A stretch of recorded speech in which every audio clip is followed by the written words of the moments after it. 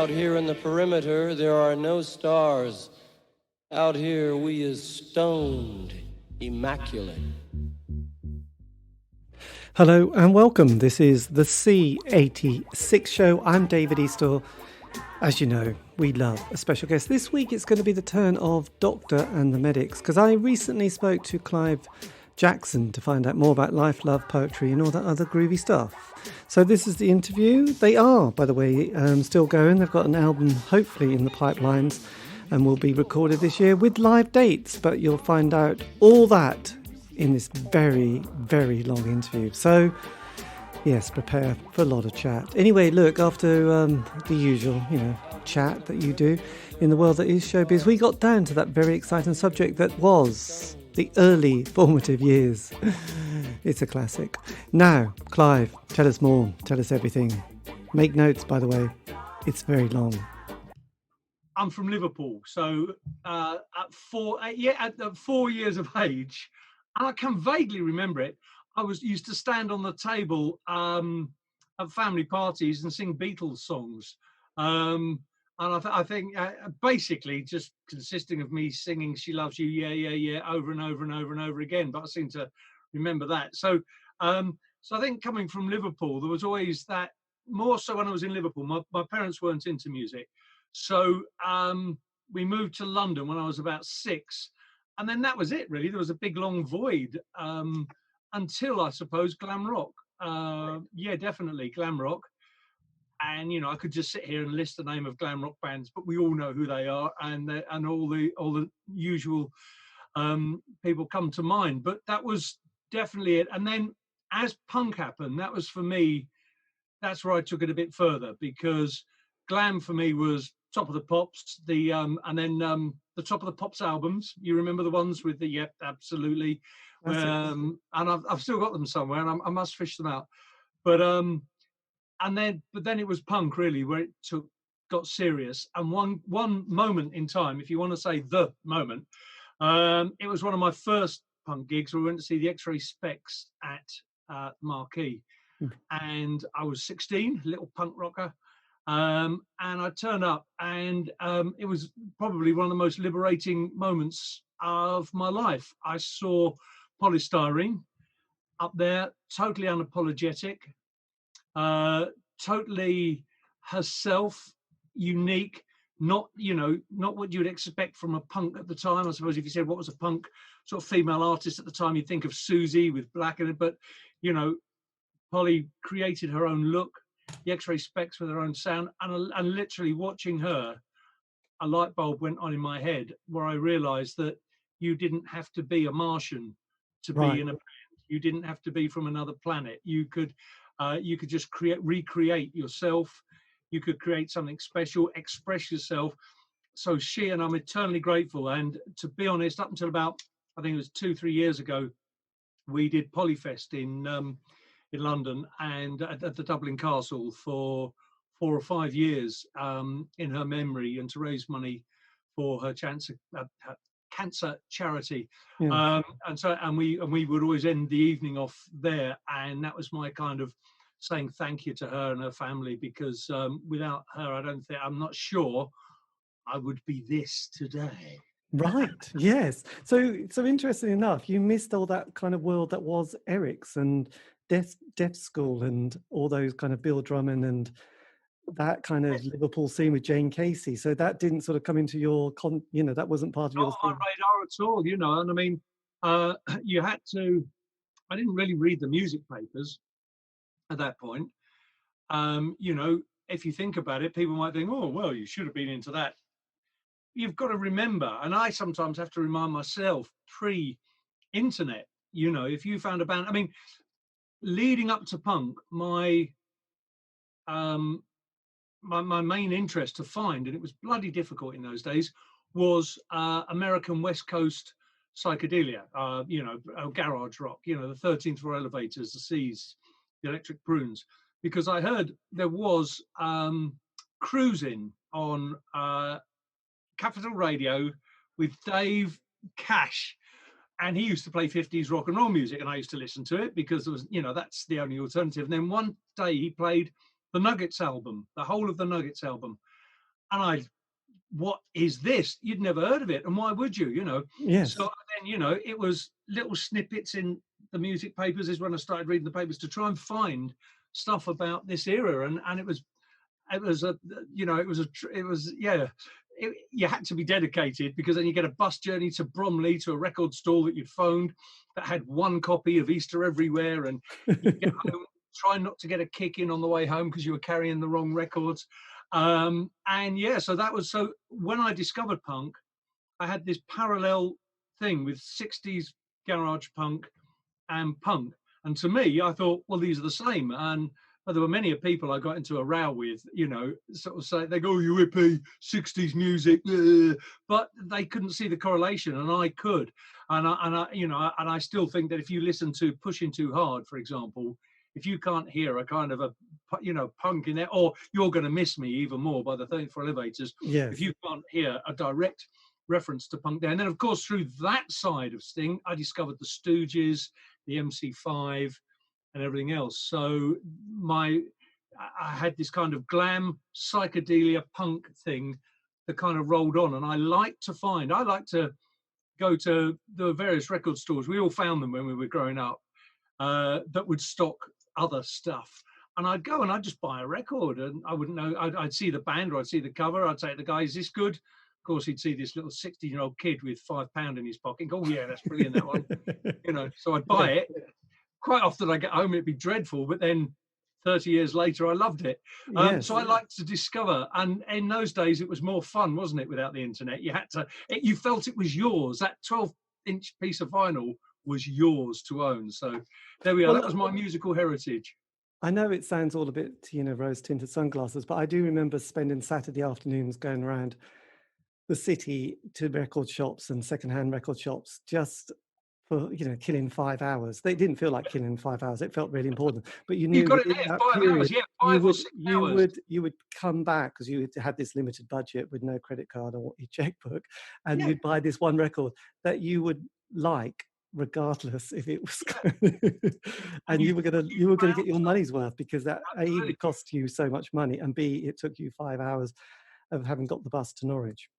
So of course, in those days, without the links of communication, I missed all the Eric stuff. I missed every, there just wasn't that, link really from city to city, unless you were really, there were people who were hyped on it. I just wasn't one of those. I was a little bit too young, possibly, So yes, well, I was definitely not hyped. I came from a village, and we would go to Norwich, and frankly, we had, in the end, the Farmers Boys, the Higsons, and serious drinking. It wasn't a big music world, but I mean, all the bands came through, but it wasn't that kind of place where you went, my God, you had so many bands, and then Cherry Red Records, 20 years later, put out these compilations for, Liverpool, 5 CDs, Manchester, 7 CDs, Sheffield, I mean, it just rubs it in, just rub it in our face, really, don't we? We just got, the Farmers Boys. They're not amazing, but they're fine. But yes, but then as the 80s progressed, as you realise, every scene quickly turned sour, and it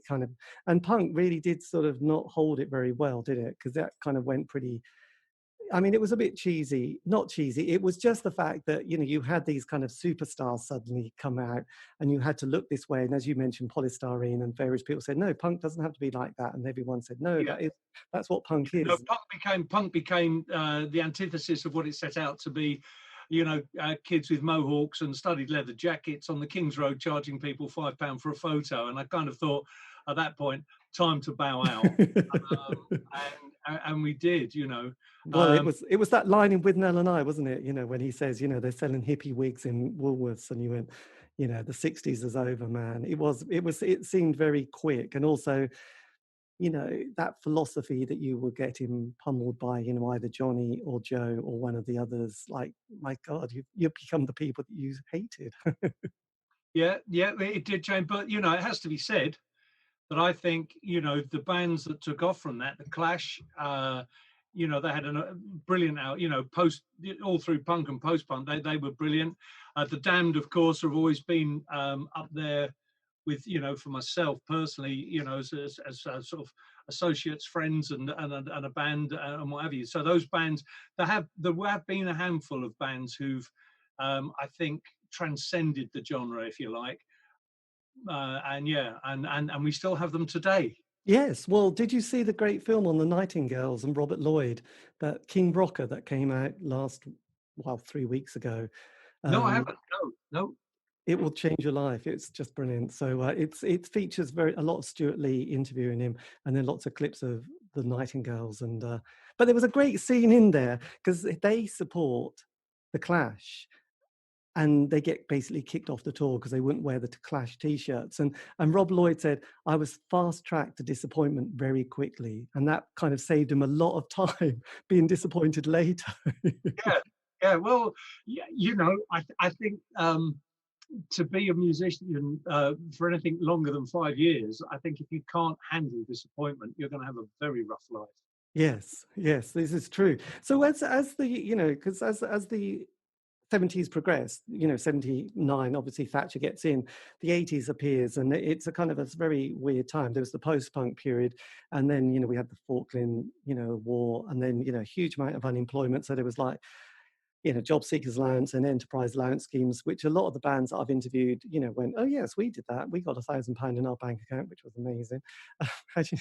Yes, we just passed it around and we all got in. So that was quite handy. So that was why with a lot of indie bands. And then there was a lot of early, Dan Tracy and people like that suddenly appeared. And a few years later, there was Creation Records, and then... Okay, can I just, before I forget, because as we all know, Dan's not great at the moment, but Dan Tracy put out our first record, The Druids Are Here, on Wham Records. And it was an absolute joy down at the 100 Club 2 years ago, to go on stage with the TVPs, Benefit for Dan, and to sing, I sang I Know Where Sid Barrett Is and Smell the Roses. And I loved it, to pay Dan back. He's a lovely, lovely man. And the TVPs, what a band. It's amazing how many people have never heard of them or discovered them. And as soon as when they first hear it, they go, well, what's it? But as soon as you listen to it and you get in that headspace and those songs, the man was a genius. Yes. Now, there's not many people you can say that about. Dan Tracy was a genius. Yeah, well, it's interesting. Genius. He was. Yeah, well, I last week I interviewed a guy in Germany called Thomas who came over to the UK, and suddenly appeared at a TVB gig, and there was Anna McGee and various other people, and he helped, load the equipment into the, place and all that, and then set up sort of doing tours around Germany for these bands. So he got to know Dan because he said he put them on he started selling the records in Germany, then started doing these... Sorry, adjusting my seat. Carry on. Then he started doing these tours for both Dan and then Creation Records and other people for basically the next 10 years of his life until he needed to change. But yeah, there was people like him who has spoke about Dan Tracy a lot. And then there was another band from Sheffield called the is it the Thousand Violins, who kind of went down and stayed with Dan and were on the label. And another band called the Hangman's Beautiful Daughters, who also were on the Wham label. So, I've come across a lot of people who just, have nothing but amazing stories about Dan and how much they love him and care about him. So it's great that you've also got, that same kind of narrative. Yeah, I've got one of his, the album. In fact, we ripped off Dan's idea because I don't know if you remember, I've forgotten which album it is, but he painted, designed and stuck collages on all the covers himself. And when our first album came out, we hated the sleeve so much because we'd done this photo session, and of course we're around and gigging, and then it was a kind of the Spinal Tap moment. Guys, here's the album cover, and we went, "What the hell is it?" We were so we said, if people send their sleeves back, we would. And we ended up doing about 1,000 of them. But I kind of ripped the idea off from Dan, but it taught me right, because we ended up in a room for 3 days with crayons, paints, whatever we had, just doing we did them all. 1,000 sleeves sent back to people with our drawings on them. So excellent. There we are. Plagiarism doesn't pay, kids. Nice. So when did you decide though to go from being a fan and being keen to actually being in the band, forming a band? Because that's quite a leap, isn't it? We kind of go, oh yes, you formed a band, but most people don't go that far. Yeah, I put my toe in the water first. I didn't jump in the deep end. I put my toe in the water. So it was quite a smooth passage for me. I basically, I got a job at the time when you're talking about, with the, you know, I was not the archetypal musician on the dole. I actually, I had my hand twisted a bit, you know, I was still living at home and I was told I could, you know, I was politely put, I was told I should maybe consider getting a job. So I did, and I ended up working for the civil service, which was a godsend because it meant the civil service in those days, this may sound irrelevant, but just to paint you a picture, it was like Brazil, it was like the film Brazil. It was irrelevant, and I was working for the Registry of Friendly Societies. I ended up working for the agricultural department where we used to declassify Koipu clearance societies. Now you can imagine what state of the world would be in today had I not. You are actually talking to the man who closed the last ever Koipu clearance society in Britain. We can do a separate 2-hour interview on that another day. It was an archetypal moment in British social history. But what it meant was you had flexi time. So I could gig and do stuff, and I could get in at 10, or I could get in straight if I was DJing at 7, and just sleep in the toilets for 2 hours and nobody would miss you. And in fact, the toilet system was head height, and the door just happened to be the right length with the toilet roll holder on it, but I could hook my feet on the toilet roll holder and lay flat out like that. So that was a godsend. So I was getting money, and we started, instead of going into the band, I started DJing. So and we started, going back to my roots, we started what became known as the psychedelic revival in London. That kind of subculture.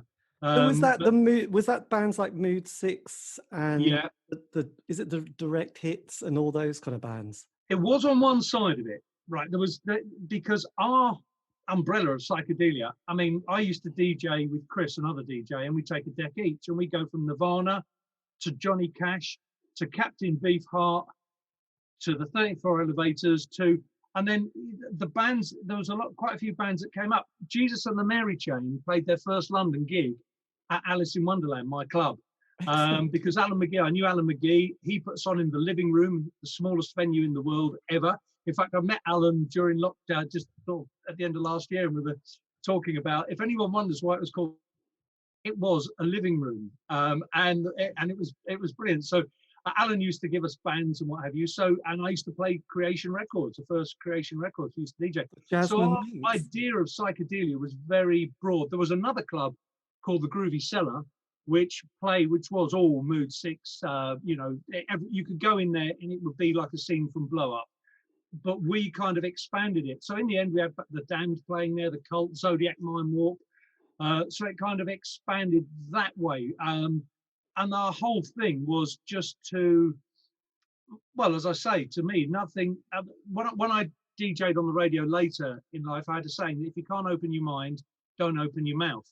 In other words, you know, if you don't like music, if you don't like it, you know, oh, it's rubbish. I hate that. You know, I hate psychobilly. Well, no, you don't, because I once had an argument with the guy who said, I hate psychobilly. And I said, well, how can you? I said, do you know what the necromantics? Which side of psychobilly? The stingrays? What? You know, you cannot hate that whole genre. And any relevant, because if you don't like it, somebody else will. And I always say that about music. It might not be you. So instead of saying what you hate, why not move along, say what you like?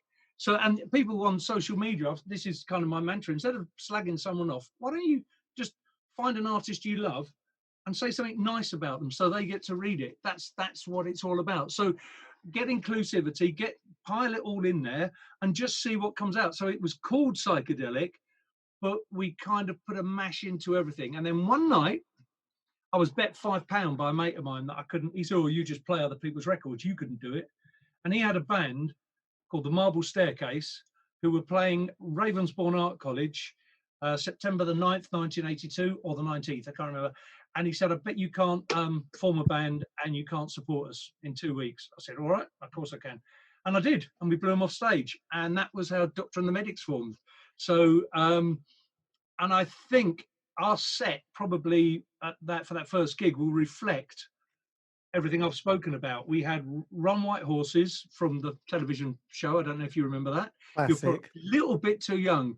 but it was a theme tune. I can remember that one because Right. the soundtrack is so gorgeous. And one day you on Spotify. Run, white horses, yeah, Yes. but a It's like trash version of that. it's a bit like the Flashing Blade, isn't it? One day you just think, God, that song, I must listen to it. And the first 20 seconds, it blows your eye. It's just brilliant, isn't it? Flashing Blade. Yeah, absolutely. And we played These Boots Are Made for Walking. We opened the song. We were a trash band. We basically, our model at the time was the Trashmen. Yeah, the legendary Stardust Cowboy. That was what we wanted to be when we started. So our music, so we played These Boots Are Made for Walking. We had two of our songs, The Druids Are Here and The Goats Are Trying to Kill Me. And the rest of it was just this anarchic blend of sort of musical chaos. It just, well, what's that? Let's put that in the set. What's that? Yeah, let's put that in. But that's, yeah, put it in. It'll sound like us anyway. And we did the first gig, and surprisingly, someone invited us to do another gig. So we did it, and people just liked it.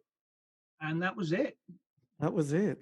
I'm still, I must admit, there's been a lot spoken in the last 5 minutes. I'm still very excited. I was going to show you something because you mentioned Koipu, and there was East Anglia used to have the fairs and festivals called, and this is the Sun in the East. And there used to be a magazine or a paper called the Waveney Clarion, and there used to be a strip called the Koipu Control. And when you mentioned that, I just thought Koipu. I've never had anybody talk about Koipu on the show, but I was very impressed with that. Oh well, that's that stole the win from my. There I am saying Koipu, and you've got a bloody book of it there, brilliant.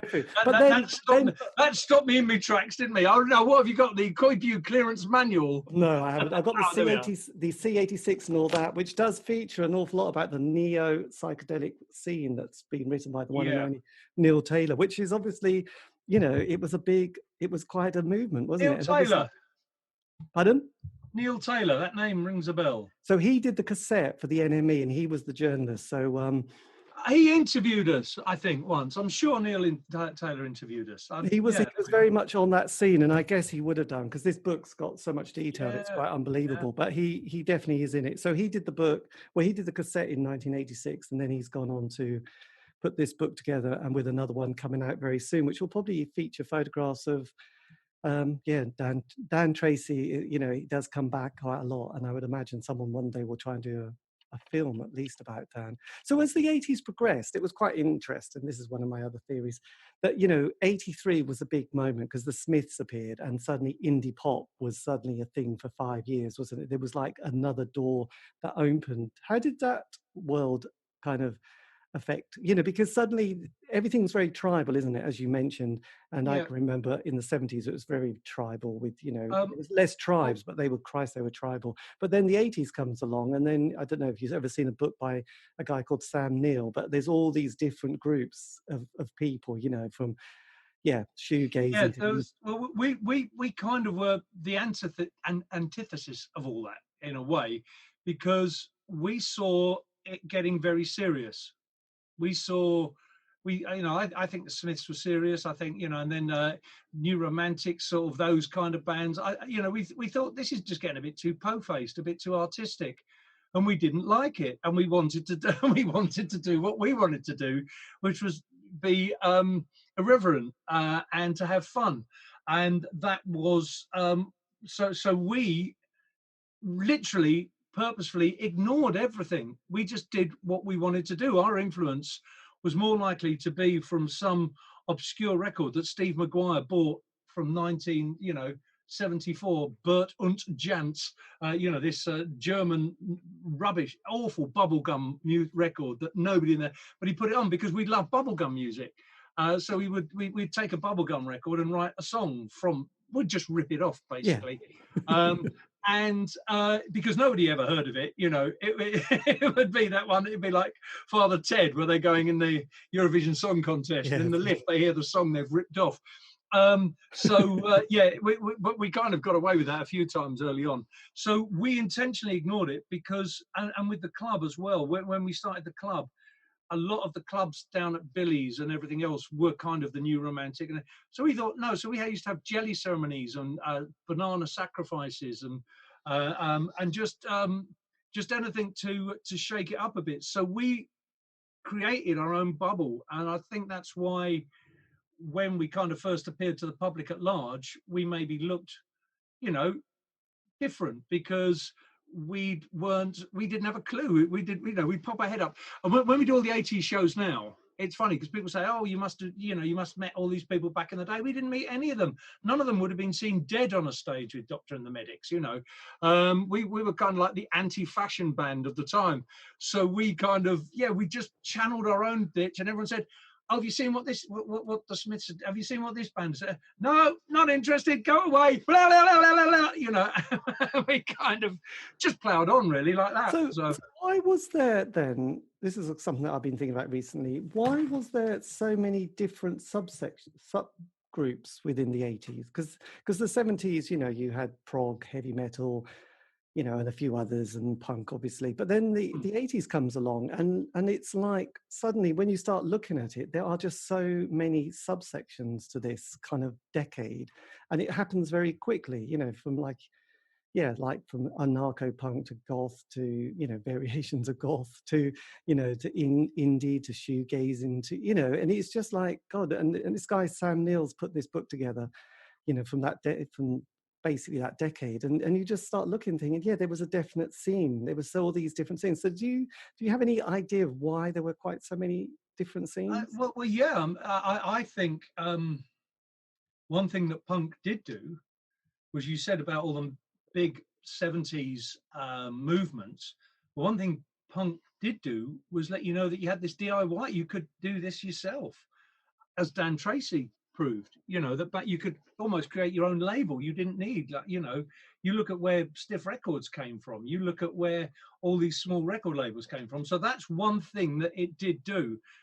But I think that because, again, you didn't have the communication we have today, so you had the Sheffield scene, the Manchester scene, you know, the Liverpool scene, and then you had the London scene, you know, you had all these, because people within there. So say, for example, at Alice in Wonderland, how did we start when we started DJing? How did we get people interested? You went on the streets with flyers because you couldn't afford an advert in any of the papers. You couldn't advertise it in any visual way. So the only way people found out about you was you would go to other clubs, hang outside to gigs, and fly people. So those people would then come down, and that was their club because they were the first people there, or that so and so. And people used to, people were quite territorial about their club or their scene or their bands, because that to them was that. So the people would come down to our club on a Monday night. Bear in mind, you know, we were filling it up on a Monday night in London. They would know everything about that. But you ask them, say, oh, do you know there's some clubs in Sheffield? They go, well, why? You know, and that's it. And you talk to someone in Sheffield about what's happening down in London, and they go, yeah, fine, well, we got this up here. So there was very little cross pollination, if you like, of the cultures. You had that was there, that was there, that was there, and that was there, and people held that tribe, and it became quite tribal because. And I think it was geographic. I think it was because of the communications available.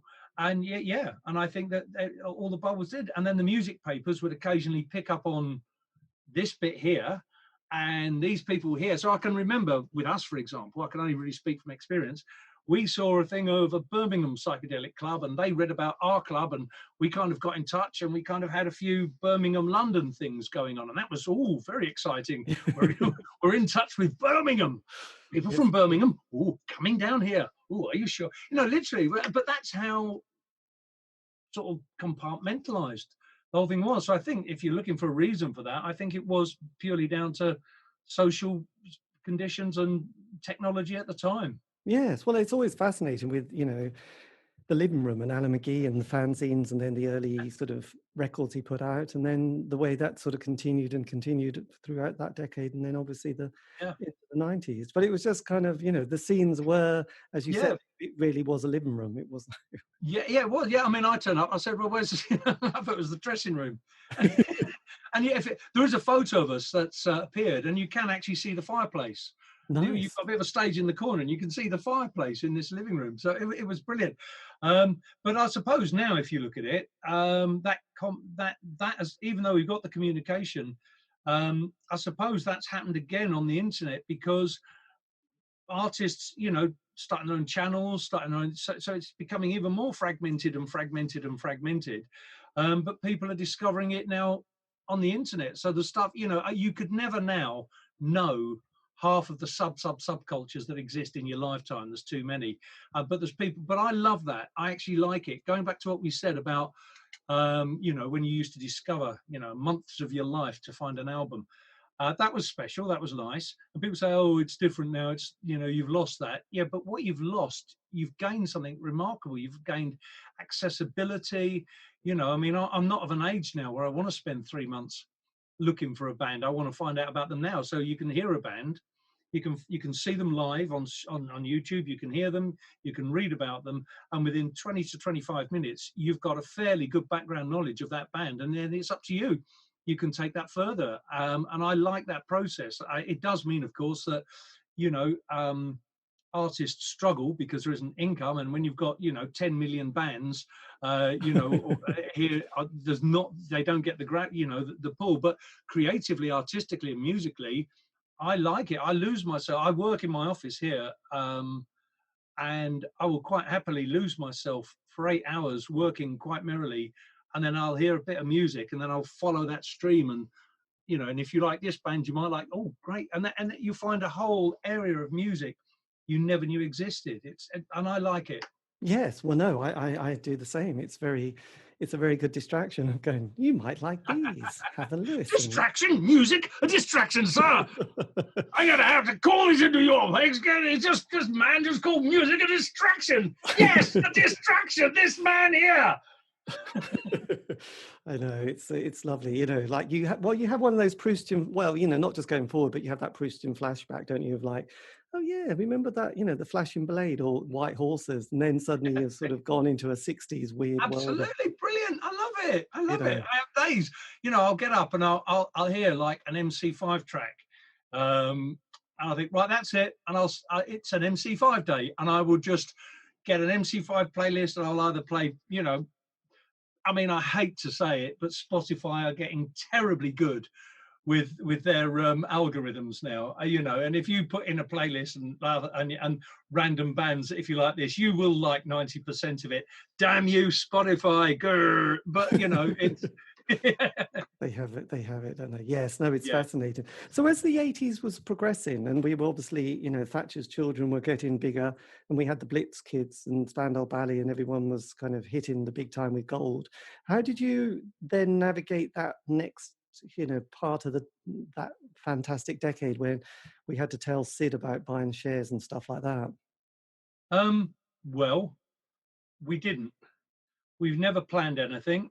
We planned. The only thing we planned was, I think, the first rehearsal, half the set list, and the transport to the first gig. That's all we've ever really planned.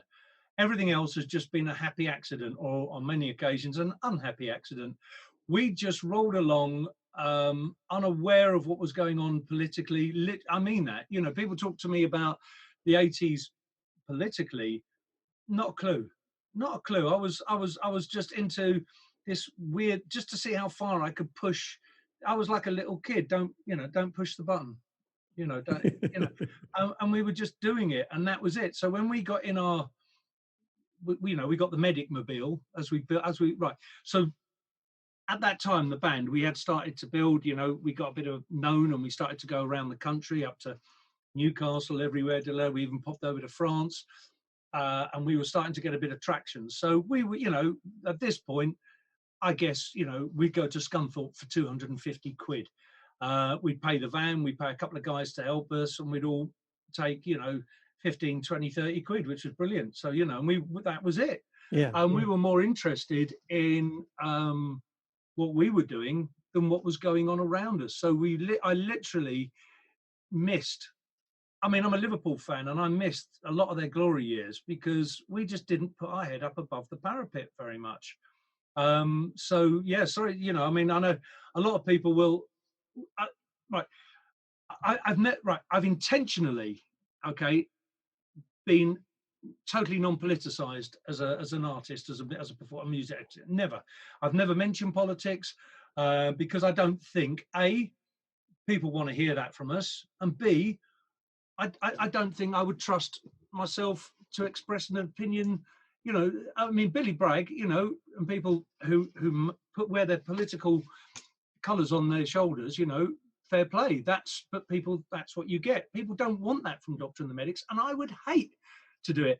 And the one reason for that is I went through that whole people talk to me about the politics of the 80s, and I go, what? You know, the miners what? You know, because we, you know, literally we were, I mean, you know, I know what happened, and I know that, and I mean, one of my proudest moments was in the poll tax riots. There was a picture of a blazing car in London, and a guy stood on top wearing a Doctor and the Medic shirt. That's about all I can tell you about the poll tax riots. Excellent. And the only reason I saw that clip was someone sent it to me because of the Medics t-shirt. So I was woefully up to date. So really sorry to disappoint you on that one, but we were, yeah, we were in Medics bubble. Wow, that's very impressive, actually. That was good. But then 86 comes along, and this is when we started getting bands like We've Got a Fuzz Box and We're Going to Use It.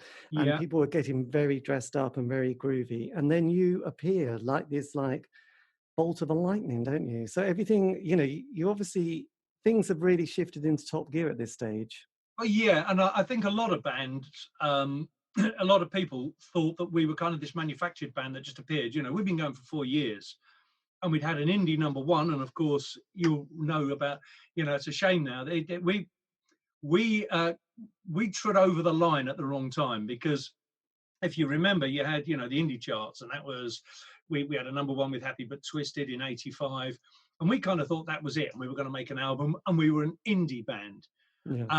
And if you had a hit, if you remember the term, you'd sold out. And, you know, when Spirit in the Sky came along, of course, loads of people go, oh, you sold out, you pop stars now. You were no longer what we talked about earlier, that tribalism. A lot of people felt really let down by us, that we'd crossed that line. And of course, you take it to the 90s, a few years later, and you had all the indie bands, you know, Oasis with Alan McGee. And of course, you were expected to chart.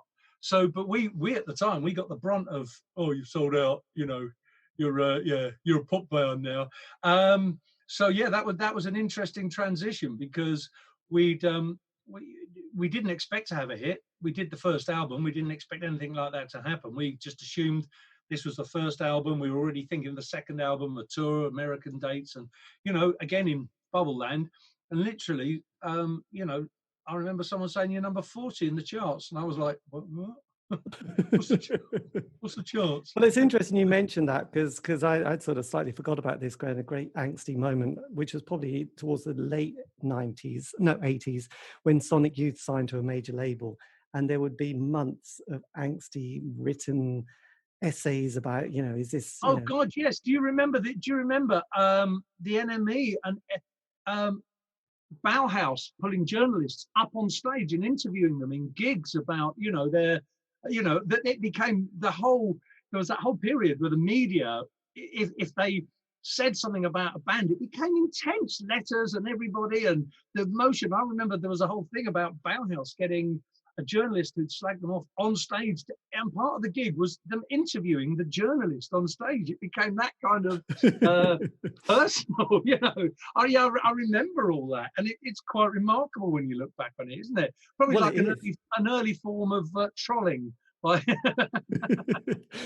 it was quite. Well, before that, I was just reading this bit on Nick Kent, sort of talking about his early years of working for the NME, and someone said, whatever you do, two things: don't say anything negative about Elvis Presley, because his fans are weird and they'll stalk you, and don't say anything bad about any bands that Don Arden manages. And somebody had written an interview, a review of Electric Light Orchestra, which apparently was really positive, apart from they said the drum solo went on too long, and Don and his two of his kind of hard men turned up and literally like terrified the journalists, and it was like, never gonna do so.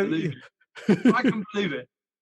So that was Don Arden, his kind of great kind of idea. Yeah, you signed to IRS Records, which was at Miles Copeland's label, wasn't it? Yes, it was. Yes. And you know, it's a double-edged sword, that one, because because I think the reason Spirit in the Sky, one reason that it was such a big hit, that it got such traction early on when it was released, was we signed to RS very much as an indie band, this quirky British band of lunatics, you know, Don't talk to them about the miners' strike. They don't even know what a mine is, those people. But they know what the back of a transit van is. And that was us. And then IRS did this mega deal with MCA Records. And suddenly, to impress MCA, we'd been recording this album. I'd never met Miles Copeland.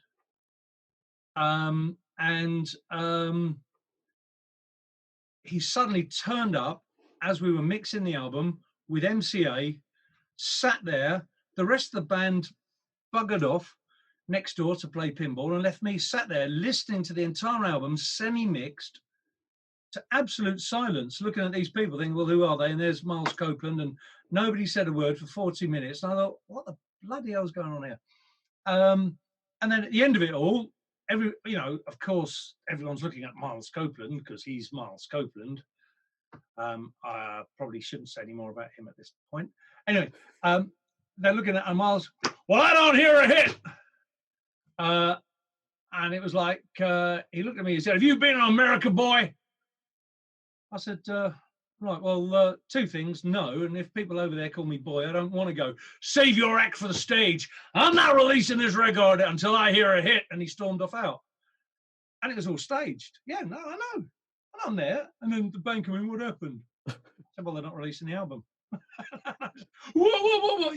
So we all went home. And of course, now you look back on it, it was all staged by Miles Copeland to show in front of MCA that, what he could, was, who he was, a bit like Putin, saber rattling. And yeah, it was quite bizarre. So anyway, went in the next day and we were discussing stuff. And I mentioned this bizarre dream I'd had about Spirit in the Sky. And we had been mecking around with Spirit in the Sky. And Craig Leon just said, well, that's the one, that's your record. He said, that's more Doctor and the Medics than a Doctor and the Medics record. And I went, nah. And we all went, nah. In fact, when we first recorded it and it was released, we didn't want to play it live because we didn't know how. If we played it as per the record, the parts, if you took you would play the bass like that, you played it, it sounded like a cabaret band playing Spirit in the Sky. And so I've forgotten who it was. I think it was me and we just got in there and said, look, well, let's just tear the song apart. It doesn't have to sound like the record. Why we none of our other songs sound like the records, right? Yes. White Horses didn't sound like White Horses. We said, so why are we trying to sound like a record? Why don't we just play it as we would play a cover? Just because it's a single doesn't mean we have to show any more reverence than we do to any other music. There's no sacred cows, even our own record. So we ripped it apart and we just played it live. So the live version has very little to do with the recorded version. And we kind of thought, yeah, that sounds us. That's it. That works. So, yeah. And that came into being and we started playing it live. And then we got a phone call in South Wales that we were number 17, I think. Yeah, someone told me in the supermarket I was number 40. And then we got a call saying we were number 17 when we're down in South Wales playing a college gig there. So that was, and the weird thing about that tour was it had been booked months before. So we played the Stars and Stripes Club in Carlisle, which held about 300 people. And we were number one. And there were thousands of people. There was literally 2,000 people. So it was a summer's day, and they opened all the fire doors. They opened all the doors, all the windows, and people were just sat round the whole place listening to the gig outside. It was marvelous. It was lovely. Yeah. It was a moment. It was your sort of Woodstock moment, wasn't it? Did you? The Medics Woodstock moment. I remember that. Well, it sounded, we, because we've been in lockdown for nearly a year, we're all sort of like, we just, that kind of image just makes you think, oh, yes, the good old days of. It was a fantastic, it was a beautiful moment. Everyone was like zen with it. So did you, how did you then sort of cope with that kind of, the kind of, bloody hell, I'm now on top of the pops, I'm now hitting the top of the charts and it's gone a bit crazy because no one really expects it to happen, do they? And it's like, oh shit, it's happened. You might have dreamt it, but everyone go, yeah, don't give up your day job, quite literally. Koi poos, they need you. And then you say, oh my God, actually, I could possibly give up my day job. Well, we had, to be honest, we'd given up the jobs sometime before because we were doing that many gigs. I think the year before Spirit, we did about almost 200 gigs. And I think the year after Spirit, we did 300, and I forget, the 330 gigs, which meant that that was including a tour of America where we had to play every night because we had no money. And we literally had no time off at all. It was ridiculous. So we'd given up the job sometime before. In fact, I signed on for 2 weeks because I gave up my job, I think 84, late 84, early 85. We were doing a gig at Woolwich Polytechnic. I used to sign on for 2 weeks. I only signed on for 2 weeks. And the person who signed me on was Steve Maguire, our guitarist, who worked at the Dole office, and he just happened to sign me on. And I walked up to sign on, and there's a big poster with my face on advertising the gig down the road. And I walked up, and you can't make this up. The last person Steve signed on before lunch was me. Nice. So I would go in, sign him, and then I'd say, right, see you around the pub. And we used to go around the pub and talk about the gig the night before. But I went on, I said, Steve, I'm signing off. He said, oh, you don't have to. I said, Steve, there's a bloody great big poster of my face on the Dole office saying I'm doing a gig down the road. If that's not a sign, and he said, well, everyone from the office is coming. And I said, that doesn't make it any better, mate. I'm signing off. Yes. So I signed off. And fortunately, when I left the civil service, I cashed in my pension, which was like $2,000, which in those days saw us through. And literally, I can remember heading off to a gig, and I'd spent the last of my $2,000 on petrol in the van and hiring the van and all that business. And we got to the gig, and we got cash, and I thought, oh, that's breakfast sorted. And that's literally, it was that hand to mouth for so long. In fact, there's 2 times in my life when I've been penniless and in a band with no prospects. One was then, and the other is now. The irony of it. Yeah, it was quite interesting you talk about the lack of money, but I remember talking to, there was 2 bands, there was an indie band and also Motorhead, Fast Eddie, saying that once, on several occasions, they would sort of sabotage their van, phone up the, breakdown service and get them to tow them back to London because they just had no money. He said, you wouldn't believe how little money. And then there was another band, like, I think it was the Wolfhounds, from an indie band, who went to Glasgow for a gig. And it was like, oh, it's been cancelled. It's like no internet, no kind of formal communication, no phones either. So they went, oh, right, that's a bit unfortunate because we've got literally no money. So they had to keep on people's floors and busk a bit and then get some cash to get back to London. So, those stories, like, why didn't you phone? Well, when we used to go to France on the ferry, or to Ireland, which was the big one, we used to have to play in the lounge, Steve and I, guitar and singing, to pay for the crossing and everything else. It was so, and you get on the ferry, and you'd have your entertainer's ticket. And I can remember the first time I went there, and I went to the bar to buy a beer before Steve and I sang, and they said, "Sorry, you can't have a beer. You're working." I said, no, I'm not. I'm just singing with the band. Yes, you're down. And they refused to serve me and Steve beer because we were the band. But the great thing was and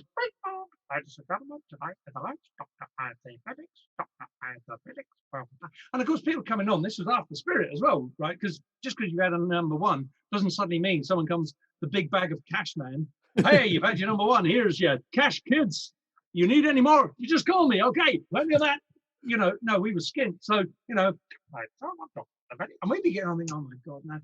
And so we'd set up, and there would be the Sun newspaper, £2 booze cruise, all sat here, get your cock out, and you just had a number one, and this wasn't what I believed was going to happen. But, and I didn't get my cock out, not that time anyway. Not in the 80s anyway, but probably the 70s, but you could have done that. But yeah, so that's quite that's quite humbling, isn't it, actually, that whole idea. The whole thing. In fact, this kind of brings us to the next chapter.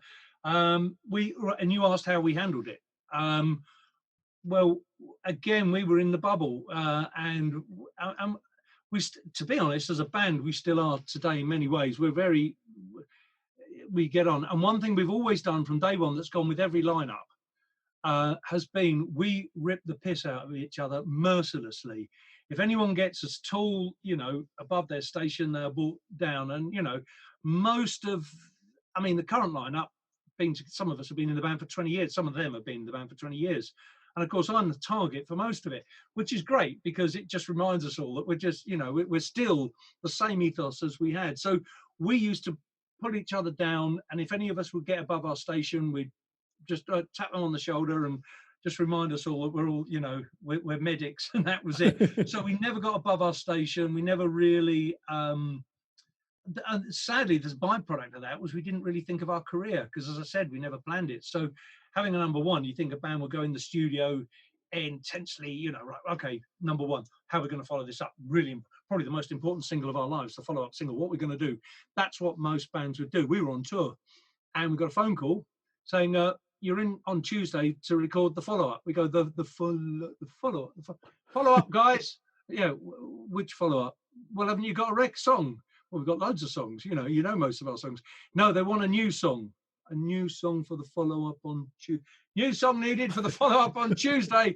New song. Don't panic, Mr. Mannering. So that night, after the gig, we went in the hotel room and we wrote Burn. And we rehearsed it during sound check. And we said to the guy, can you record this? Because we've got to send a cassette by post, in the post to London, so that the producer can hear it and get in the studio and start working on it before we get back. So, and also, everyone had to hear this amazing record. So what happened was we did the sound check. Did you record it? Oh, sorry, no. No, it's all right. And, the manager, no, all right, lads, that's it, sound check. I went, oh, God.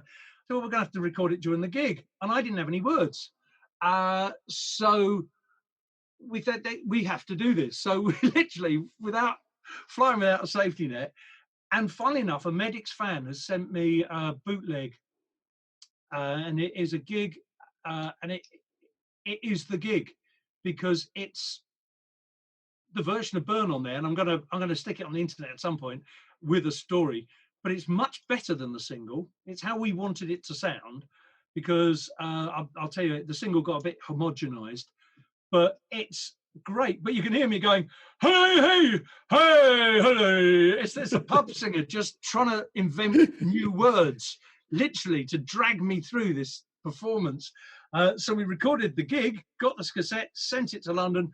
We turned up to the studio. And of course, by now we were a hit band. So there were all these people in the studio and we're hearing this. Well, what's that? That's your record. It's like, what? And I kind of got a bad feeling about this. And of course, what came out was number 22. It was Rick Parfitt's record of the week. God bless his soul, a man with great musical taste. And it wasn't bad, but it wasn't the record we wrote. And we haven't played it live for many, many years because it is, and live it doesn't work. But now I've heard this version, we started playing it live in my new show, What I Wrote During Lockdown. Which I'll tell you about in a minute. But so we started playing it again now, but we are now playing the version that we wrote and played for one night only back in 1986. So Burn has been revived, ladies and gentlemen. This is great because I think this is how Ozzy Osbourne used to sort of record a lot of his material, that he didn't have the lyrics. He would just be listening to Tony Iommi and is it Iommi? Yes, and then just kind of be, grumbling and mumbling and then sort of fitting lyrics into the melody. Yeah. So I suppose, was this a similar process that you were doing? Only for that one song, yeah. Yeah, the rest of the time I'm quite forensic with lyrics. Did you? But at this stage, were you feeling the pressure though? Because obviously, because playing 300 shows a year from talking to various people. That was great. Yeah, but you think about it. You get up in the morning, you give them breakfast. It's like being a prisoner. Everything's done for you. You don't. You get to the gig, they feed you, they give you drink. You've got a stage. The stage like the back of your hand. The set like the back of your hand. It's not work.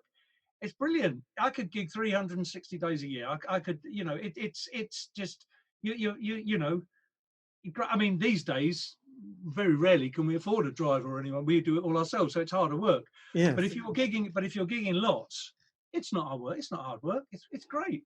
And the stage is your, you feel great on the stage. You're good, and and that's it. You've got a dressing room, a hotel, so you've always got a clean bed to sleep in.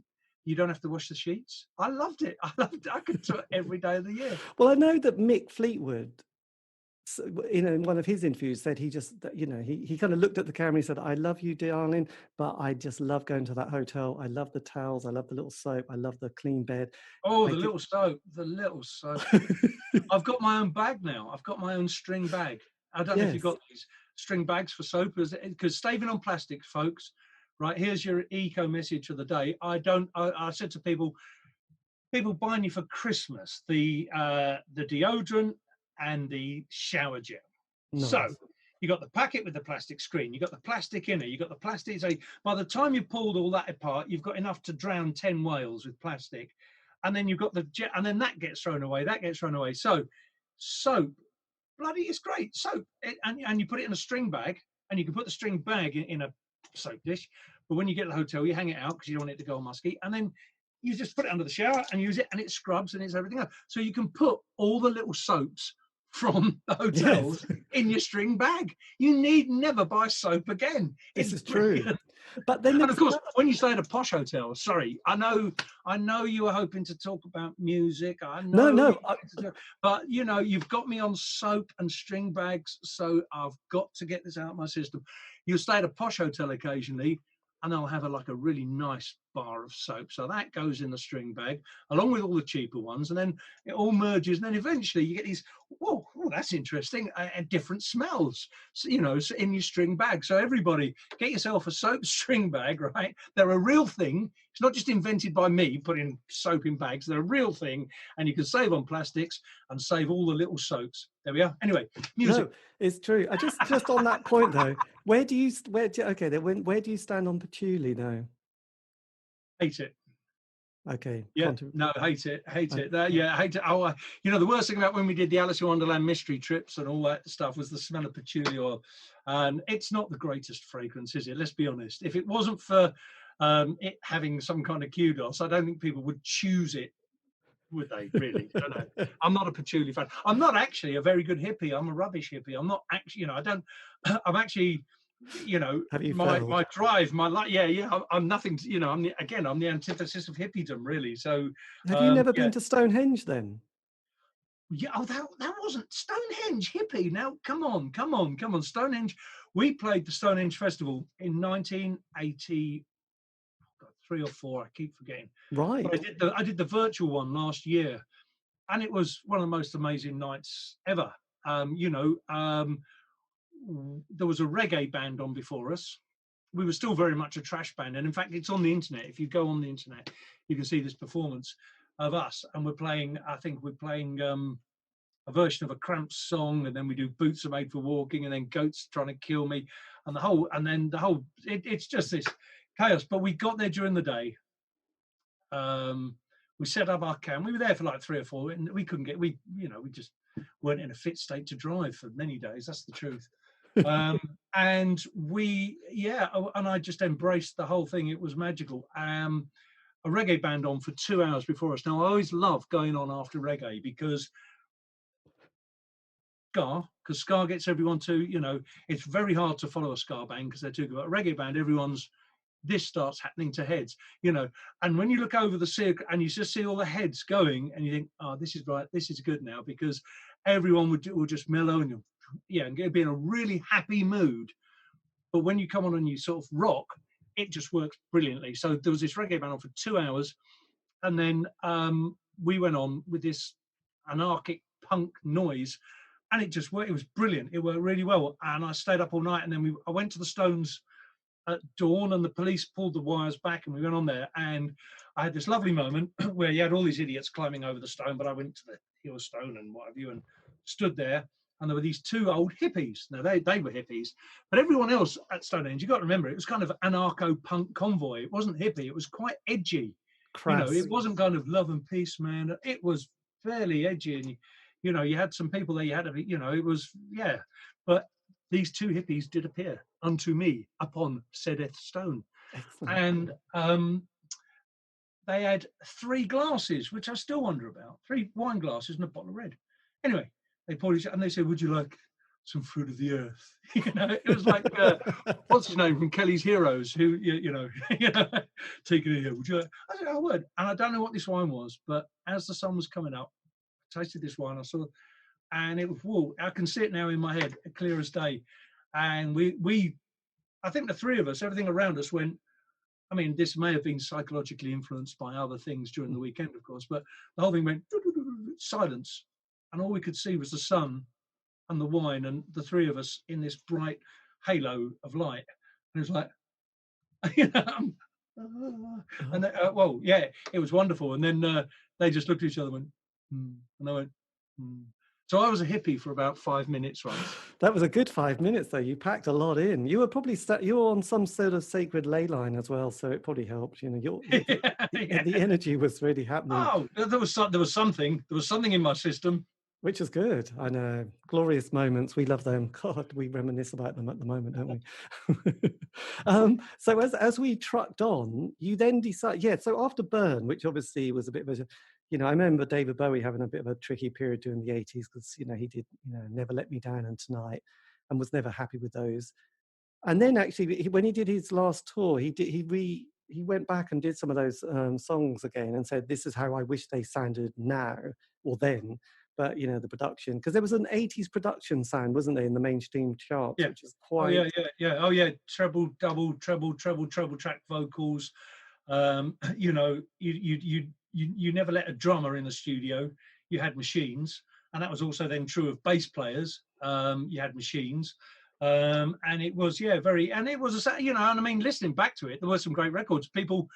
I think Midure, for example, some of the Ultravox stuff, I think utilized the technology perfectly, and they did it really well. There was some great stuff, but it didn't really suit our sound. So I suppose Spirit in the Sky was more us, and then suddenly the record company said, "Oh no, this is how an 80s," and it was that A&R man anally retentive stupidness that they said, "Well," I said, "What are those strings in the middle?" And he said, "Well, Spirit had strings, so this has got to have strings."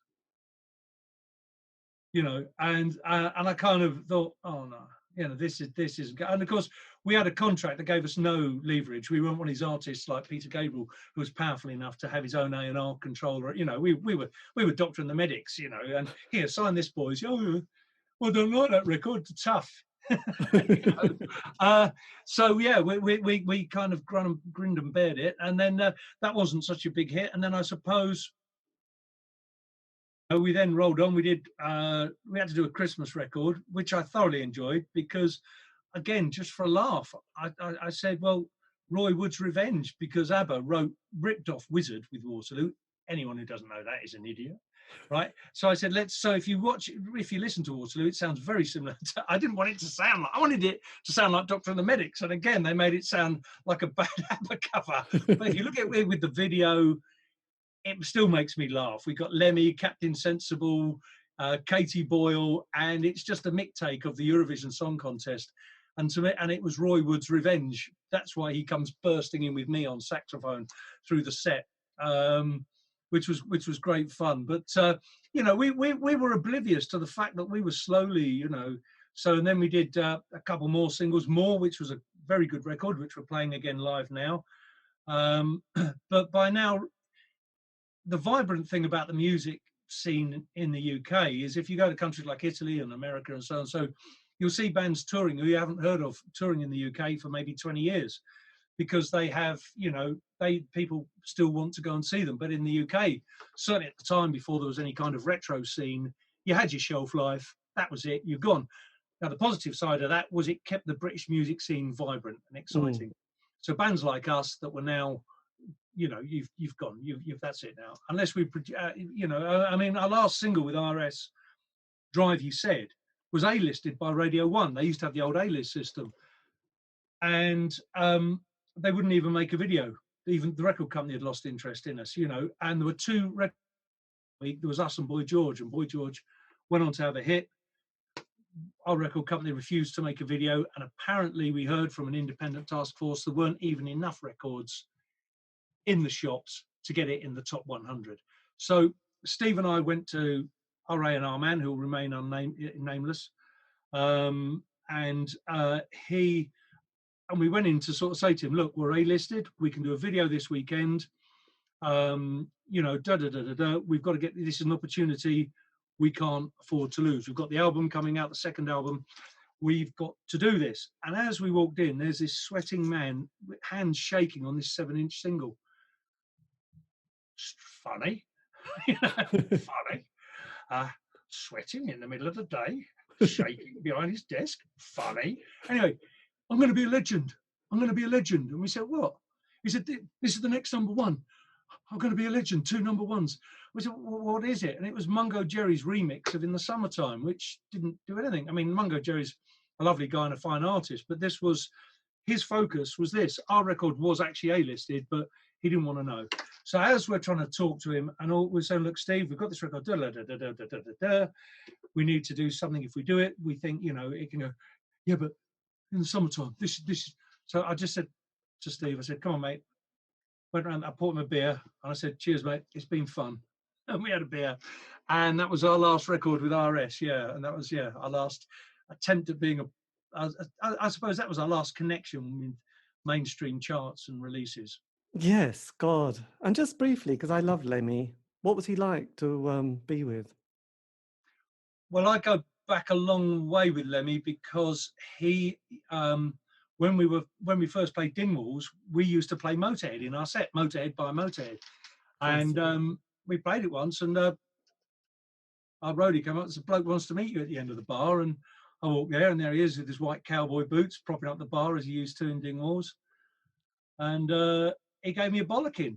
He said, you play it too fast. I mean, how can you play Motorhead too fast? But anyway, you play it too fast. Stop dicking around. He said, people are paying to see you.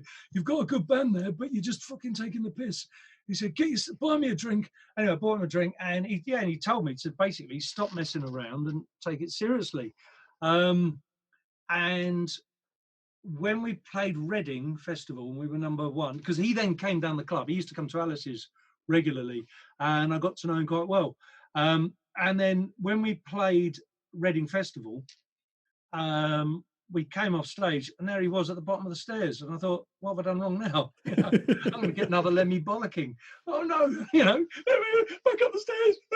No, please. No. Anyway, I went down, and he just put his hand out and shook my hand. He said, congratulations, you've cracked it. And I was like, well, I'll just end my career now. That's it. You know, ideally, I think Killing Joke on after us, and they had this big bomb set up backstage, right, to go off. And I just thought, well, if I throw myself on that now and it blows up, that'll be it. That'll be the end. Lemmy's told me I'm good. I'm number 1 in the charts. My guts will be all in the sky for Killing Joke. That's perfect. As it happened, though, it was raining. And I remember talking to Lemmy at the bar, and it was like one of those fireworks that didn't go off. That's right. I think they called it the Doomsday Firework or something. Oh, bad. Yeah, poor old. So look, as you probably know more than anybody, but I've kind of gathered from doing these interviews that, you know, most bands have a 5-year narrative. You know, the honeymoon of 12 months. You know, and with a lot of indie bands, you know, the John Peel session, then. No, the John Peel play, the John Peel session, the first album, then, you know, all the little gigs, then the first, that kind of world, then the second album. And then people are a bit fed up because they've got no money, they've all fallen out. And that's the end of it. But you did last a bit longer. So then what happens in the 90s for you guys? Well, a couple of guys left, and we got in another couple of guys who were brilliant. Gareth and Spud and a few other people, Simon Mulvey. You know, we had a bit of a revolving door thing going for drummers and bass players at that time. But myself, Steve, and the 2 girls basically were pretty stable, and we were just gigging all the time. We were oblivious. Again, you know, we weren't planning anything, but we were oblivious to the fact that clubs were getting smaller and attendances were going down. And we weren't really releasing anything. We did do we were given a 1-record deal on the basis that we record Hi Ho Silver Lining for a record company, and we did it. And as you can imagine, you haven't heard of it. I've forgotten all about it. But what he did do was the B-side we wrote was Black and Blue, which everyone goes, oh, that's good. And then a mate of ours stuck that out on his indie label, and it got some traction. So on the basis of that, Steve and I wrote Instant Heaven, the album, which was our only album, our last actual proper album, 1996. And it's the only album that it's my favorite album to date, because it was just me and Steve in the studio with the, and obviously we had the guys, and I think Colette was traveling at that time, so we kind of, whoever was around, they're all on various tracks. But I like, it's a good album, and we put it out, and that was kind of probably what you're talking about happens, because I said to Steve, I said, right, we need to get some photos, do some press. He said, nobody's interested. You may as well say our asses have exploded. So I said, okay, give us that. We had fax machines in those days. Doctor and the Medics headed paper. Doctor and the Medics would like to announce our asses have exploded. We faxed it to the NME. We also sent them the album for review, and they didn't review the album, but they did write and report that our asses had exploded. And so that was the music press view at the time. That's how interested they were. Here's an album. What's this? Oh, their asses have exploded. Album. Well, print that then. That's better. That's going to be better than the album. And Jonathan Ross at that time had his Radio 2 show, and one of our albums was the free giveaway, and he threw it in the bin rather than give it to anyone for free. So that's kind of the status we were at. So our photos at the time were just me and Steve bollock naked. Those are the press photos that we did for Instant Heaven. In later years, people have listened to it and said, well, why didn't that do anything? Well, that's why. So I suppose after that, the band was dying of natural causes. And in 1998, we did 6 shows, and I got an offer to go and tour the old Brannigan circuit, but it was to do covers. I didn't have a problem with doing covers, so I said to Steve, I'm going to do this, just as one last hurrah. Around this time, by the way, we also did the Doctor and the Medics Unplugged tour, which, it was interesting. We played the Guildford Folk Festival. Yeah, we did. Yeah, that, anyone who saw that, it will never be repeated. But it was fun. But no, so Steve said to me, if you can take the rotting carcass of this band and make money with it, do so with my, with all my best regards. So during this time to make money, I'd gone through a whole period where, going back a little bit, when 18 months after Spirit in the Sky was number one, I had no money. So I had to go and mix cement on a building site for £20 a day in the pouring rain in November. But that started me off. I became a blacksmith. If you go to the Ritz Hotel, I think they've changed the canopy now, but the canopy around the Ritz for years, all the leaves I made. I did quite a lot of work with that, model making on film and television. I became a joiner, a builder, because I suddenly realized, as I said, in that Medics bubble, I couldn't change a plug. It literally, I was one of those people. I couldn't do anything. So I went through this whole kind of 10-year period alongside gigging, where I learned all these skills, and I loved it. It's a period of my life I would not change. I worked on Michael Palin's Globe, another story there. But, we did loads of really interesting things, and I loved it. But I said to Steve, look, I'm going to go do this one last tour. And he said not to do it. So I got a new lineup together, of which Johnny is still with me, our bass player. I joined a little while later, and we started doing these gigs. And just to let you know, we were playing for £600 a night. Now I had to put I was paying for a PA. There were 6 people. I was paying hotels and fuel. So you can see, that was kind of like the last chance saloon. However, at the end of it, I was just about to say to the guys, well, thank you guys. It's been great. That's it now. I'm off to oblivion to go and do whatever model making or anything. And Johnny just turned around and said, right, what's next, boss? And I went, and literally, had he not said that, I would have said, that's it. And I was like, stop me in my tracks. And I looked at him in the eyes, and his enthusiasm and his drive, I kind of went, leave it with me. And I just changed my mind instantly. So that one moment, and then we carried on and we did some dreadful gigs. As you can imagine, it was fairly fallow period. We did working men's clubs. We did, awful gigs. But slowly and surely, we started to get a reputation as a covers band. And it was very much us, still playing the songs the way we wanted to. But I remember then we started to play festivals, and then we got onto the 80s thing. And as I say, the Bomber was coming out the dive. And then we did the Bearded Theory Festival, and someone reviewed it and said, Doctor and the Medics have turned into a wedding band. And I was like, Christ, we have. And I was going to, and the band then turned around and said, you've got to start playing your stuff. And I said, people don't want to hear it. I was broken a bit, if you like. I said, people don't want to hear it. He said, yes, they do. I said, all right, we'll do the Mole Catcher's Boot, which is one of my favourite live Medic songs. I said, we'll see how it goes. But if it dies a death, I said, that's it. So, we did it. And good. And then we did another one. Good. And then we started doing more. Good. Oh.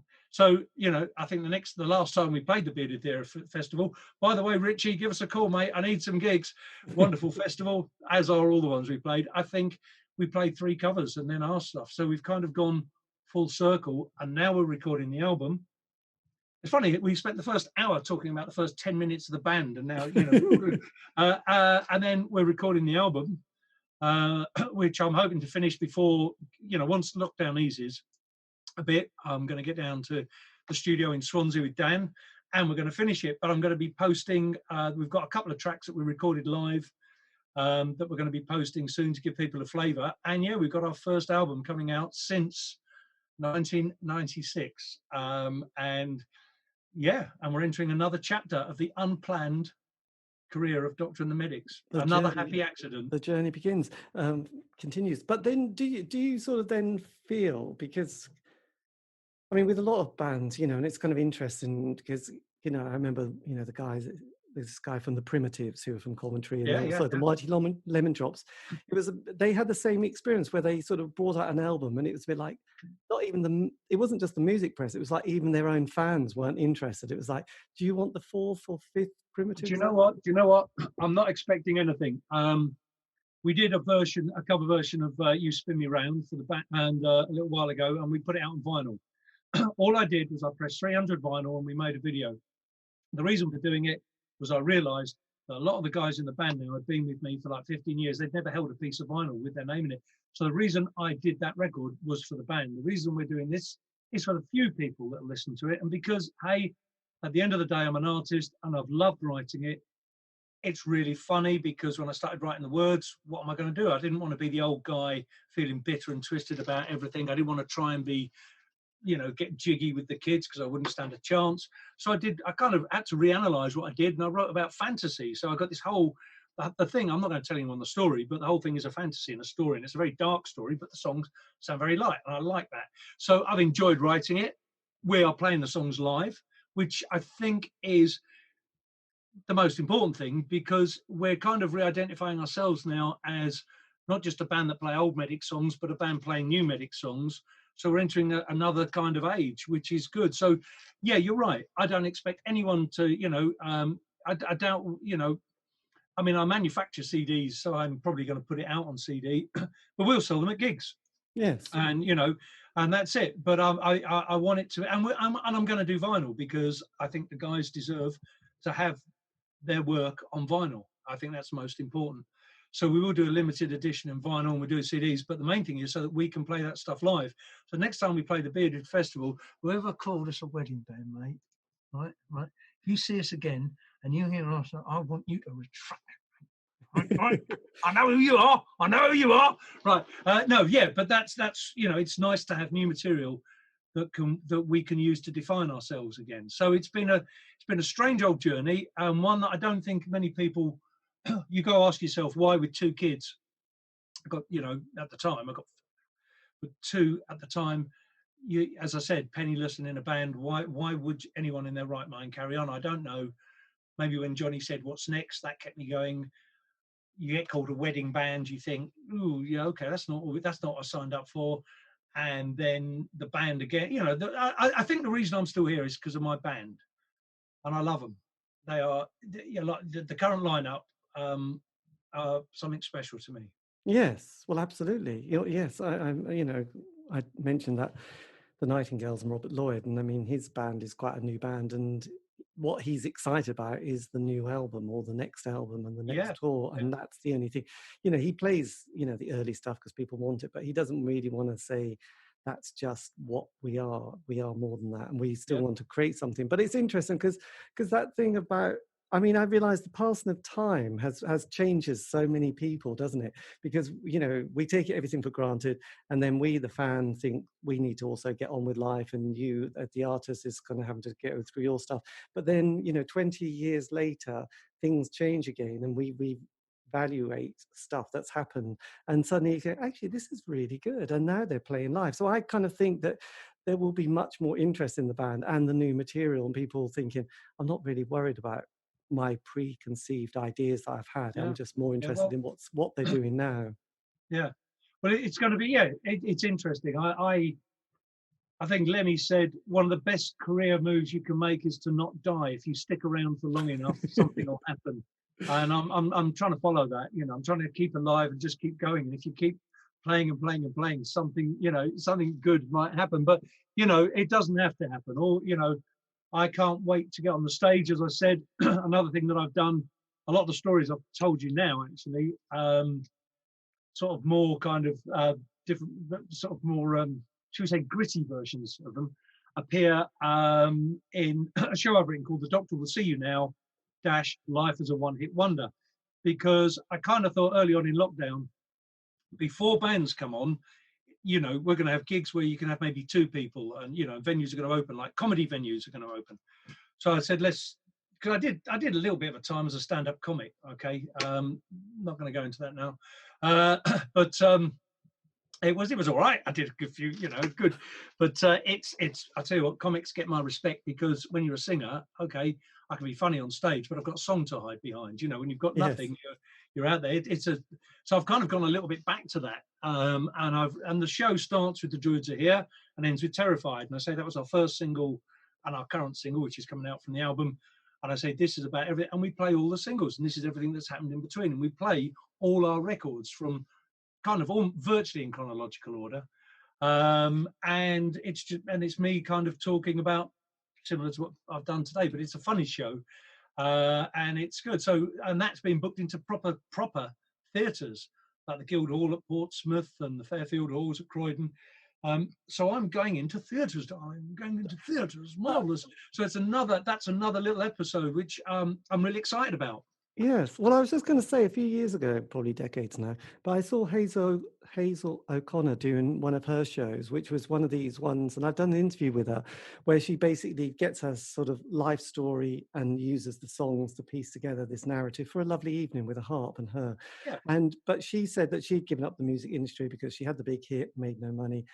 Big albums, made no money, had nothing. And then sort of one day, I think it was in Edinburgh Festival, saw someone doing that one person show, I think a one woman show, and then quickly getting the suitcase and selling stuff. And Hazel O'Connor was like, I can't do that. And she said, you can. And basically, this is kind of what you're going, there is no plan B, by the way, this is it really. And she went, okay, I might develop my show on, breaking glass and her story and the narrative. So it sounds a little bit, and I think as a fan, it's very heartwarming and, without getting too into the Lassie story and starting to cry. But actually, when you hear the person's story and the hits and what happened to them, and you end up the evening, definitely buying some merchandise because you just feel like you're bonded with the artist. Yeah, and I think Hazel, I mean, she's lovely, Hazel, actually. I do, again, someone I never met at the time, but due to all the kind of the 80s rewind shows and, the Forever Young festivals, she's fantastic singer, fantastic performer. And I for one, am extremely glad she's come back. But again, she's a performer. She's in, she can hold the stage on her own, she's brilliant. But no, it's very much that kind of show. It's a bit of a stopgap. I mean, I said I've never planned anything, but if I had to say how I'd like it to go, is I'd like it to develop, if people gets a bit of traction with just the two of us, myself and a guitarist, and we have backing tracks which are being produced by the band, so we kind of do that. I'd like it, if it gets some traction, I would like it to carry on to the point where maybe I'm able to do that show with a full band on stage. So But we'll see. But I'm really excited about the current format and putting that out there as well. And of course, we've got tracks from the album as well. So we build through everything. We don't play Waterloo, unfortunately, anyone. So anybody who's looking forward to coming and hearing me perform Waterloo, I'm awfully sorry. You're going to be bitterly disappointed. But apart from that, we put a pretty good cross section of the stuff. And I should mention that The Druids Are Here, our first ever record, was a hit. It was number 4 in the German mod charts. So we're keeping it quiet that we're playing that because we're just worried that theatres might get invaded by German mods if we stick that one out there. Yes, so, it could just kick off, couldn't it? Did you? Yeah. I was just going to say, God, now my mind's gone blank. Actually, Jesus Christ, that's not good, is it? I was going to say, you're talking to the master of blank minds here. The master of Squirrel. Yeah, no, that's what I was going to just say, because Lemmy, I always keep going about Lemmy, but he, for many decades, couldn't get arrested in the UK, completely broke. He said the German market kept him going and playing Europe. Did you find the audience abroad was also kind of critical for you, or did that not sort of come into the equation? The French hate us because we did the Trans Musicale Festival and they liked us. But then following that, Zig Zig Sputnik came along and they kind of put us in that bracket of a novel. They saw Zig Zig Sputnik and us as novelty bands, which is unfair on both bands, by the way, because, Zig Zig Sputnik were they were great. Martin's still going, brilliant, but to put us both down as novelty bands, because they like their, the French are very Gene Vincent. Rock and roll has to be in blue denim, and that's it. And anything that deviates off that, they didn't like. So the French never took off. Germany, it's only now, actually, I do shows in Germany, literally, because we were due to go to Germany, but we had the hit, and they booked us into arenas virtually. I don't know what people just probably grabbing money. And on the way to Germany through Scandinavia, which we were playing, we got the news that literally the German tour had been cancelled because the venues had undersold. If they'd put us into clubs, we might have gone into clubs. People might have got to see us. We might have, built up a following and done well in Germany. But people just thought, number one, put them into stadiums. So Germany was dead in the water before we got there. Our saving grace is Italy, where they still like us. But the problem is, massive problem. I come off stage in Italy and they go, "You haven't played it." I say, "Haven't played what?" "Waterloo." I go, "What?" You go, "Yeah, people want to hear Waterloo." "Really? Oh, okay." They love Waterloo. So I love the country. I love the food. I love the culture. I love touring there. And do you know what? I sing Waterloo through gritted teeth. But hey, I put it out. It's my fault. So shoot me. But slowly.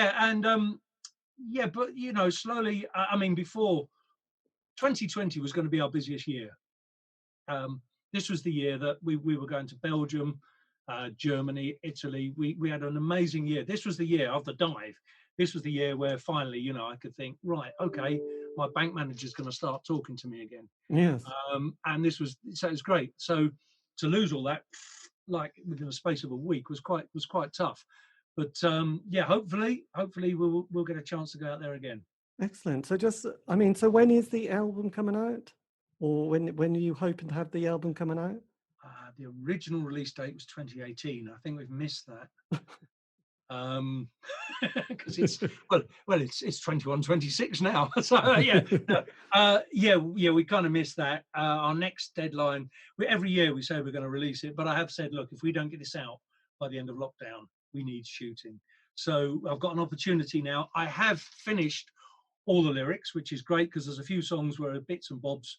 So the lyrics are ready. I'm ready to go and do my bit. And then we just got, I think it will come together quite quickly now once we're allowed to, because Dan, our guitarist, has got a studio down in Swansea.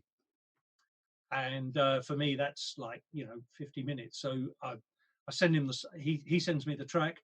I do a rough guide vocal. I send him the guide vocal. He's all set up. He goes down. He says, right, that bit's wrong, that bit's wrong, that bit's wrong, and that bit's wrong. And I go, which bit's right? He goes, none of it. So that bit, do that. And he tells me how to sing my songs. But he's great like that. And as a singer, to be honest, it's really important to have someone you trust, because in the past, when you're in the booth with your headphones on and you sing, no, that's not right. No, can you try do this, do that? And you're in there for an hour, 2 hours. You've lost what it was that you were trying to do. No, try this, try that, and they can't put it across. Dan, he knows me. He knows how I sing. He knows what my voice is or isn't capable of. And he will just say to me, right, no, you need to do da da da da da da.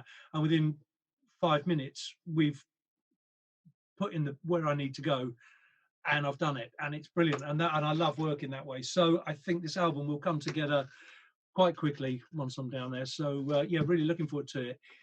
It's called The Optimal Mystic, and hopefully it will be out, but I'll certainly let you know. But it'll be, I'll send it to you to review along, and I'll tell you what, I'll send you the album to review, and I'll send you a fax about my private parts, and it's up to you whether you review the album or write about my private parts. How about that for a deal? I think yes, it sounds lovely. Now, look, what would you, interesting enough, because you've got this amazing story.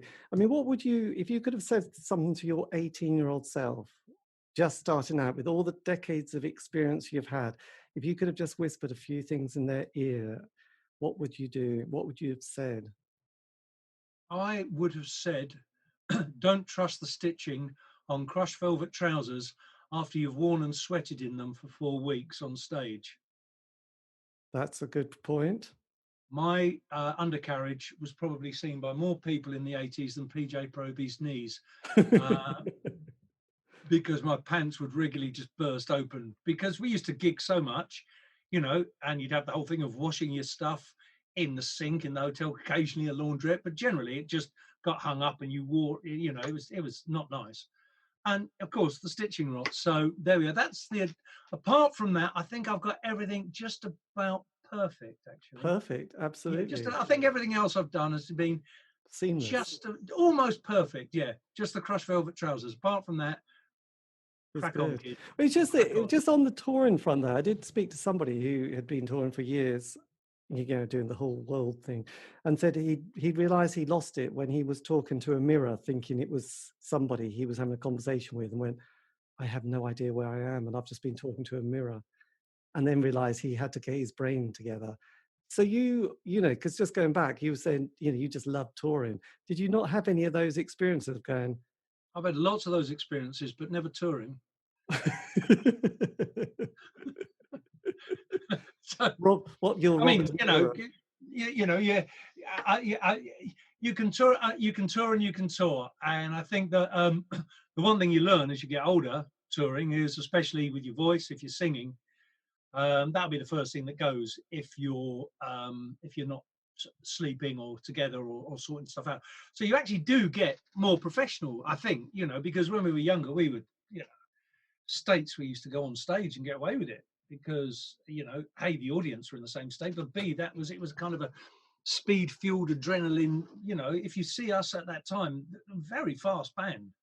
We play No One Loves You When You Got No Shoes. Now it's at a groove. It was like thrash metal, and so I think we got away with it at the time. But no, I think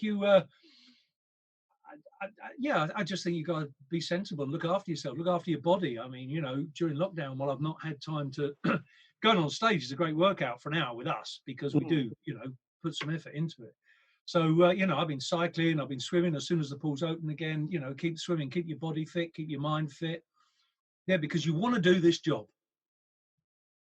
What you don't want to do, I've seen, I can't name the band because it was too sad and I don't want their legacy to be spoiled. But I was so excited to go and see a 60s band who were very, seminal. Yeah. And they were playing at Dingwalls. And God, the guys were out of shape, leaning on, fag, couldn't sing. And I just thought, right, I am not going to do that. I'm not going to. I did once say I wouldn't be doing this at 40. And some journalists picked that up because that quote is out there. And I said, well, I didn't. I took a year off. I started again at 41. But no, I just decided if you're going to do it, you've got to be physically able to at least sing properly and put yourself across. So keeping yourself gig fit. I know this is true. And actually, talking of Alan McGee, he's been walking every day since lockdown. He looks in amazing shape. Yeah, I met him in lockdown. We had a great chat. It was lovely to see him again. And we said as soon as, because he lives. I'm in Brecon, he's in Y, so we're quite close. So I said we started kind of the living room, and my club started at the same time, and and it was through him we got just a quick story. We got Jesus and the Mary Chain their first bit of kind of just auto-destruct press, if you like, because they turned up to play our club in London, absolutely smashed. And they were kind of, in the end, they were kicking guitars around the floor. It was just a noise. So me and a couple of people running the club went and literally carried them off stage. And anyway, Alan was there, and of course he loved it. The next week in the music papers, it was all over the place. He got them so much press that they were thrown off stage because they were too this, that, and the other. So of course, suddenly, oh, brilliant! And that for a while, Jesus and the Mary Chain had that destructive thing going, didn't they? Where they'd smash it. So you never knew what was going to happen, which is kind of exciting and rock and roll. But they got their first bit of press with that from us. So That's amazing, isn't it? Yes. Did you ever sort of, just briefly, did you ever get into that kind of squat scene that happened in London with people, because there was a sort of the old ambulance station and all that, or were you just on a different trip by then in the 80s? No, I got into it because band members were living in them, and I got into the rave scene for a while. I still love hard house and acid music. I love rave music. I still, in fact, when I'm working, gone 10 o'clock at night, if I'm still working here and my brain's going, all over the place, I put on dance music, and I find that dance music is brilliant to work to. It focuses your brain. I don't know. You suddenly go, you start working in that rhythm. So yeah, I kind of as an attendee, but not as a performer. Yes. Interesting. Well, look, this has been amazing. Look, thank you ever so much. And when I put this out, I can send you a link, and then you can put it on your social media platforms. Send us a link. We'll stick it on. Yeah, we'll Face, Twit, Booker, Box, yes, Nick, Knack, Nong. We'll do all of those for you. All that platform business. Of course. And we've got a few pages, so we'll make sure it gets out there. And there you are. Well, thank you for what a thoroughly pleasant way to spend an hour and a half talking about myself. There you go. This is good. Well, look, I'm really excited about these shows, by the way. I do love these kind of the way when people start to reimagine what a live show should or could be like. And so, yes, I've been very impressed with some of these. Well, if you see us playing in any format, just give us a shout and come along. I will, definitely. Look, take care. And I'll keep in touch. Okay. Thanks there. Yeah. Bye-bye. No, absolutely. And bye, everybody. Keep following this man. He's, a proper journalist. Oh, there you go. Take care, Luke. Take care. Bye now. Bye. I won't even try. And that, dear listener, is the end of the interview. Well done. If you got to this point, you deserve a medal. But yes, a massive thank you to Clive for giving me the time for that.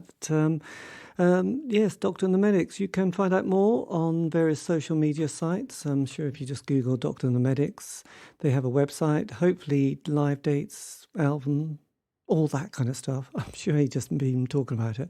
But if you want to contact me, I'm David Eastaugh, the C86 Show. Just go to, just do C86, go to, Facebook, Twitter, Instagram. Keep it positive, frankly, Mr. Shankly. It's been a long year. And also, all these interviews have been archived, and you can find those on Spotify, iTunes, Podbean. C86 Show, just Google. There you go. Anyway, look, have a great week. Stay safe.